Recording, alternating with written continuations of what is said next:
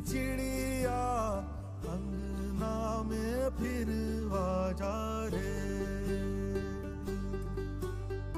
ओरी चिड़ैया नन्ही सी चिड़िया अंगना में फिरवा जा रे। 16 डिसेंबर म्हटलं की आठवतो तो काळा दिवस, निर्भयावर 6 जणांनी मिळून केलेला अत्याचार। दिल्लीची ती बहादूर मुलगी कायमची निघून गेली, मात्र तिच्यावर झालेल्या अत्याचाराची घटना आजही मन हेलावून टाकते। देखिए, वो हमको चाहे हमारे बेटी को कोई नहीं जानता था, तो इसलिए हमसे नहीं जुड़े, वो इस हालात से जुड़े। जो हालात पैदा हुई, जिस तरह से दरिंदगी हुई, एक इंसानियत की हद पार की गई, उससे लोग जुड़े। 16 डिसेंबर या दिवशी आपल्या मित्रासोबत चित्रपट बघून परतत असताना निर्भया एका बसमध्ये बसली। बस द्वारकेकडे जाणार होती, मात्र ती बस द्वारकेकडे जात नाहीये हे लक्षात आल्यानंतर निर्भया आणि तिच्या मित्राला काहीतरी चुकीचे घडत असल्याचे समजले। त्यांनी विरोध करण्यास सुरुवात केली। या बसमधील 6 नराधमांच्या मनात वेगळंच काहीतरी शिजत होतं। त्यांनी विरोध करणाऱ्या निर्भयाच्या मित्रास मारहाण सुरू केली। या मारहाणीत तो बेशुद्ध झाला आणि या नराधमांनी निर्भयावर अत्याचार केला। हा अत्याचार एवढा क्रूर होता की त्याचा विचार केला तरी अंगावर शहारे उभे राहतात। या घटनेनंतर दिल्लीच नव्हे तर संपूर्ण भारत पेटून उठला। जखमी निर्भयावर दिल्लीच्या खासगी रुग्णालयात उपचार सुरू होते, मात्र प्रकृती खालावल्याने 25 डिसेंबरला निर्भयाला सिंगापूर येथे उपचारासाठी हलविण्यात आले। अत्याचाराच्या 13 दिवसानंतर निर्भयाची प्राणज्योत मालवली। 13 दिवसात निर्भयाने जे भोगलं ते देशात प्रत्येकाला जाणवलं आणि अवघा देश पेटून उठला। देशात एक संतापाची लाट उसळली। ही लाट राष्ट्रपतींच्या दारावरही पोहोचली। अखेर निर्भयाला न्याय मिळाला। 25 जुलै 2013 मध्ये त्या नराधमांना शिक्षा सुनावण्यात आली। त्यातील 4 जणांना फाशी तर एका अल्पवयीन आरोपीला 3 वर्षाच्या कैदेची शिक्षा झाली। या नराधमांपैकी राम सिंग याने शिक्षा सुनावण्याआधीच तिहार तुरुंगातच गळफास घेऊन आत्महत्या केली। निर्भयाच्या किंकाळीने सरकारची मात्र झोप उडाली आणि महिला सुरक्षितेचा मुद्दा समोर आला। 16 डिसेंबर म्हटलं की दिल्लीचे निर्भया प्रकरण आपल्याला आठवतं आणि अंगावरती शहारे येतात। निर्भया गेली, भय मात्र तसंच आहे। या संदर्भामध्ये चर्चा करण्यासाठी आज आपण आलो आहोत राहुरी कॉलेजमध्ये। राहुरी कॉलेजचे काही विद्यार्थ्यांनी आपल्यासोबत आहेत। काय वाटतं त्यांच्याकडनं जाणून घेऊया। काय वाटतं? निर्भया या गोष्टीला आज 3 वर्ष होऊन गेले, तर तरी आपल्याला म्हणजे सुरक्षेबाबतीत आपल्या याच्यामध्ये अजूनही आपण सुरक्षेबाबतीत एक ठोस पाऊल उचललेलं नाही आहे।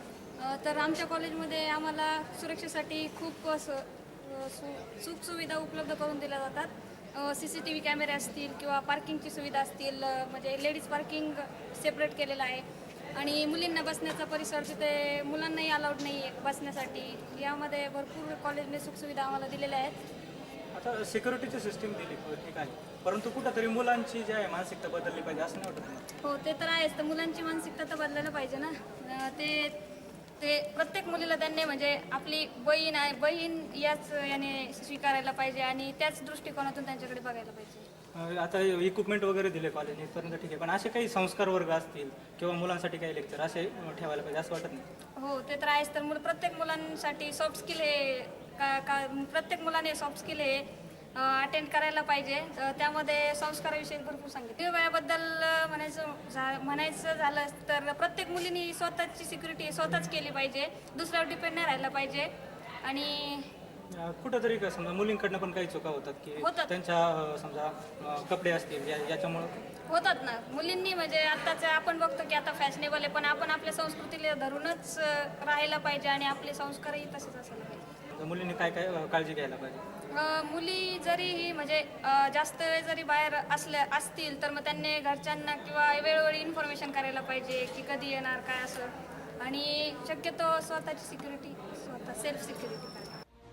सरकारी समितीने महिला सुरक्षितेच्या कायद्यामध्ये सुधार करण्याची गरज असल्याचे सांगितले।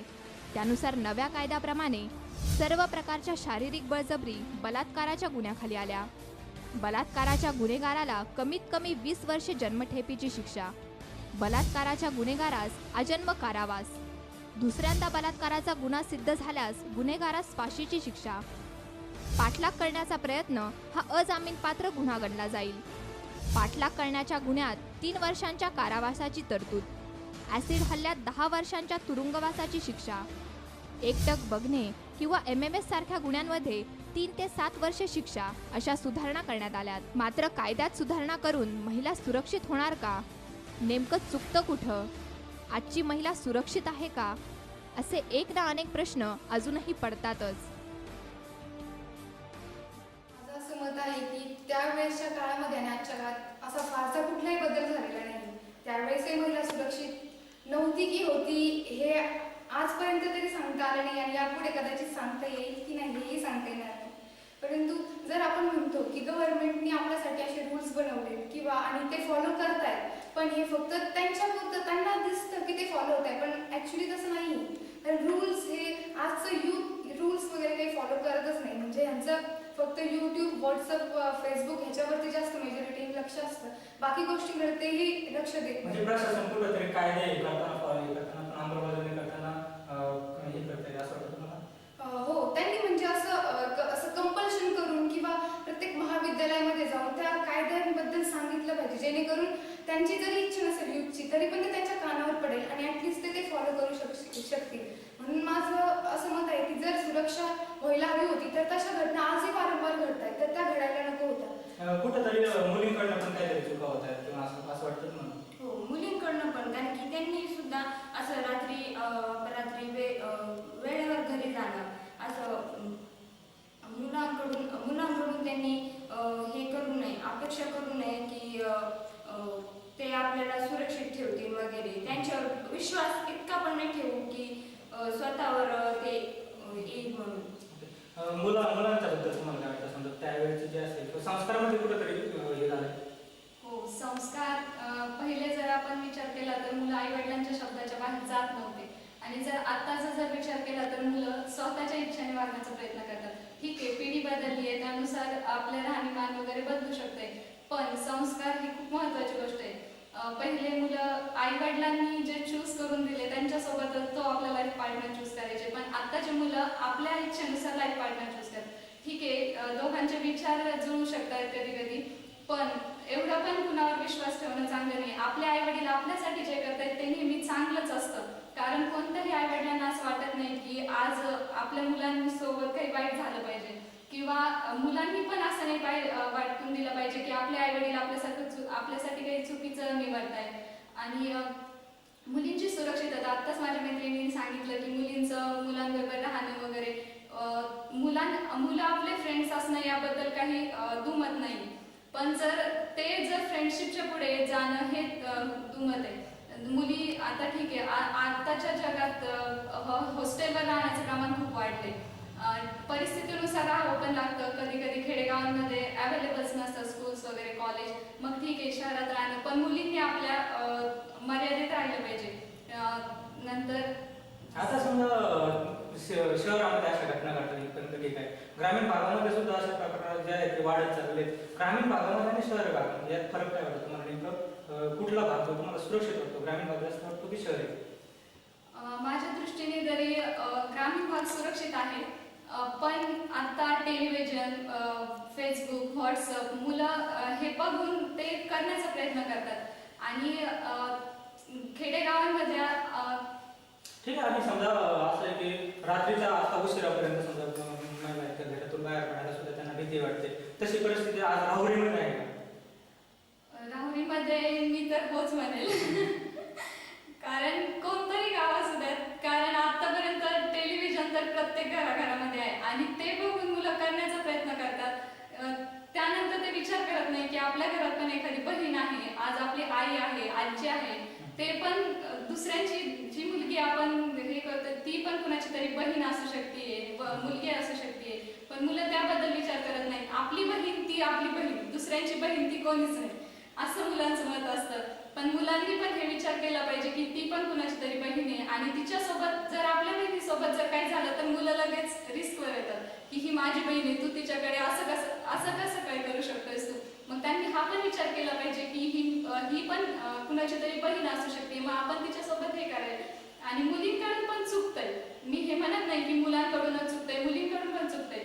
हल्ली शॉर्ट्सचं खूप फॅशन झाली आहे, तर मुलींनी म्हणजे मी काय म्हणत नाही, मी मुलगी आहे, मी मान्य करते, पण मुली अट्रॅक्शनसाठी घालणं हे काही हे म्हणत नाही. तुम्ही फॅशननुसार राहा, पण ॲटलिस्ट आपल्या परिस्थिती कशी आहे आणि त्यानुसार राहा फक्त. कुठेतरी प्रशासन जे आहे ते सुरक्षा पुरवण्यासाठी महिलांना कमी होते असं वाटतं. प्रशासनाकडून पूर्ण प्रयत्न होत आहेत, पण त्याची अंमलबजावणी ही खूप महत्त्वाची आहे. ठीक आहे, प्रशासन त्यांचं मत मांडते, पण ते कोणी ऐकण्याची तयारी पाहिजे प्रत्येकाची. ते अंमलबजावणी झाली पाहिजे. फक्त प्रशासन कायदे करत आहे, पण ते कायदे ॲक्च्युअलमध्ये आहेत की नाही, करप्शनमुळे ते होत आहेत की नाही, त्याबद्दल नक्कीच प्रशासनासोबतच जे आहे महिलांनी देखील आपल्या सुरक्षेच्या संदर्भामध्ये काळजी घेतली पाहिजे. कॅमेरामॅन सुशांत रोकलेसह सुनील मुंगळ, सी24 तास राहुरी.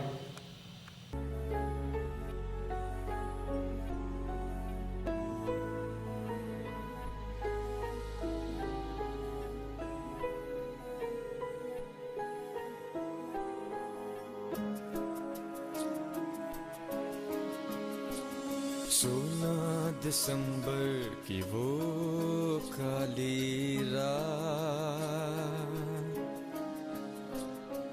दिल्ली में हुई हैवानी वारदात, हैवानों के सर पे हैवानियत सवार हुई,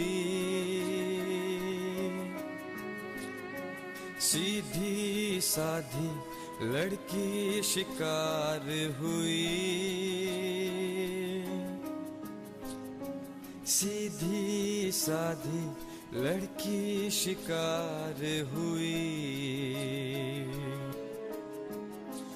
ओ कृष्णा मेरे तुझे क्या हो गया, कलयुग में आके क्या तू भी सो गया. ओ कृष्णा मेरे तुझे क्या हो गया, कलयुग में आके क्या तू भी सो गया.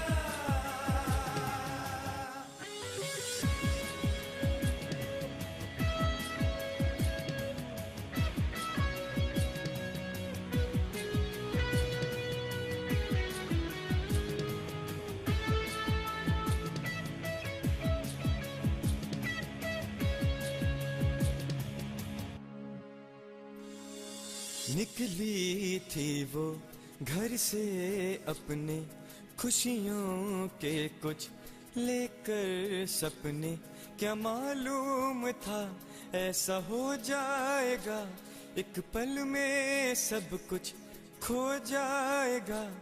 न जाने ये कैसे ये क्या हो गया. ओ कृष्णा मेरे तुझे क्या हो गया, कलयुग में आके क्या तू भी सो गया.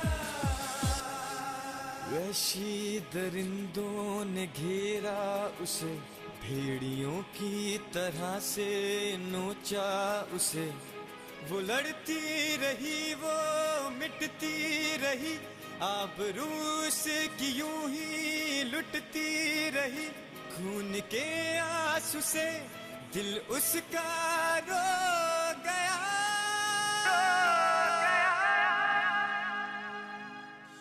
ओ कृष्णा मेरे तुझे क्या हो गया,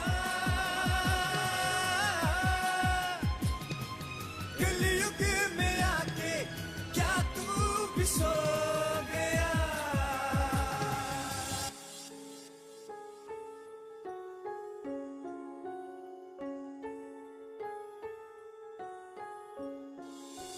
जिस्म की भूख को अपनी मिटाकर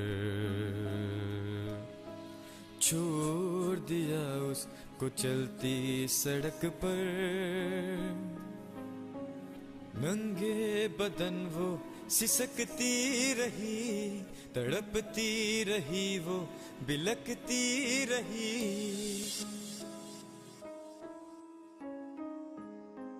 जीते जी उसका मरण हो गया, न जाने ये कैसे, ये क्या हो गया। ओ कृष्णा मेरे, तुझे क्या हो गया। कलयुग में आके क्या तू भी सो गया। ओ कृष्णा मेरे, तुझे क्या हो गया। कलयुग में आके क्या तू भी सो गया। सी 24 ताससाठी प्रतिनिधी सुनील भोंगळ सह सुशांत रोहोकले, राहुरी.